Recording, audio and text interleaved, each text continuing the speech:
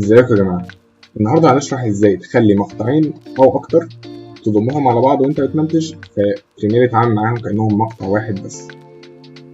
في 3 طرق للموضوع ده. أول طريقة وهي غالبا إن انت هتستخدمها إنك مثلا لو في مقطعين وعايز تحط إفكت بدل ما يبقى عندك، طبعا انت هتقطع مثلا الفيديو بتاعك فيبقى فيه أكتر من مقطع، فانت بدل ما تقعد تحط الإفكت على كل واحدة فيهم عايز تحط الإفكت عليهم كلهم، فتعمل سيلكت لكل المقاطع اللي انت عايز تحط عليها الإفكت ده وهتضغط كليك يمين وتعمل لهم نيست. طبعا تسمي السيكونس زي ما انت عايز، مش فارقه قوي الاسم، تمام، وتضغط اوكي. هتلاحظ ان المقطعين بقوا على شكل مقطع واحد دلوقتي. طبعا دلوقتي ممكن تروح تجيب اي افكت وتحطه عليه، ممكن تروح على افكت كنترولز تزود السكيل، تحرك البوزيشن، تلعب فيه زي ما انت عايز كانه فيديو واحد بالظبط يعني. طيب افرض انا دلوقتي عايز اعدل في المقاطع الصغيره اللي انا كنت حاططها، يعني مثلا واحد من المقطعين اللي انا اللي قدام دول اضغط عليه ضغطتين هيوديني على ويندو تانية هنا كده، ممكن ارجع هنا تاني للفيديو الاصلي، فالويندو اللي هو هيوديها لي ممكن بقى ترجع تعدل الفيديوهات بتاعتك زي ما انت عايز.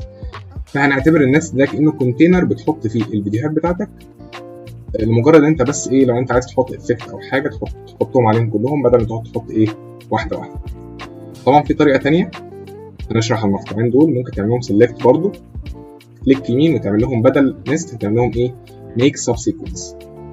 دي هتخليك يظهر لك هنا السب سيكونس ده، هتشده وتحطه على التايم لاين برضو.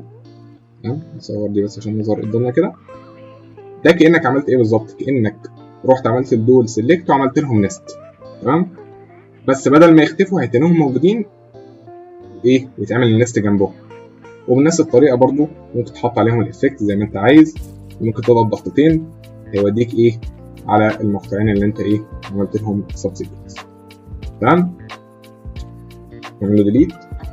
ودلوقتي هنشرح الطريقه الاخيره، والطريقه دي هتستخدمها في حاله لو انت عايز تعملهم جروب، او مش عايز تحط افكت على المقاطع دي كلها، عايز بس تحركهم بهدف ان هم بدل ما تقعد تعمل لهم سيلكت كلهم عشان تقعد تحركهم مع بعض، انت عايز لما تعمل سيلكت لواحده فيهم تحركهم كلهم مع بعض بالشكل ده كده. تمام، فايه الطريقه؟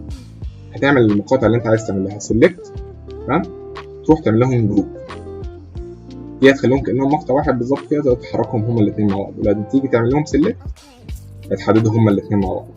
بس الطريقه دي عيبها لو انت جيت حطيت افكت، مثلا رحت جبت اي افكت، مثلا ايه خانه الافكتس ونختار مثلا بلور مثلا، ونحط مثلا اي بلور عليهم، هتروح على الافكت كنترولز هتلاقيه مش راضي يخليك تعدل اي حاجه. ده ليه؟ عشان هما ما بيعتبرهمش كمقطع واحد، هما بيعتبرهم كمقطعين، فانت مش هينفع تحط افكت على مقطعين، لازم تعملهم ان جروب بالشكل ده كده، كليك يمين تعملهم ان جروب وتحط الافكت ده على كل واحده فيهم. كده نكون شرحنا كل الطرق اللي تقدر تعمل بيهم جروبنج او تضم فيديوهاتك على بعض في بريمير برو. اتمنى تكون الحلقه عجبتكم، متنسوش تعملوا لايك للفيديو وتشتركوا في القناه وتابعونا على صفحه الفيسبوك اللي هو اللينك تحت في الديسكربشن. وبس كده، سلام.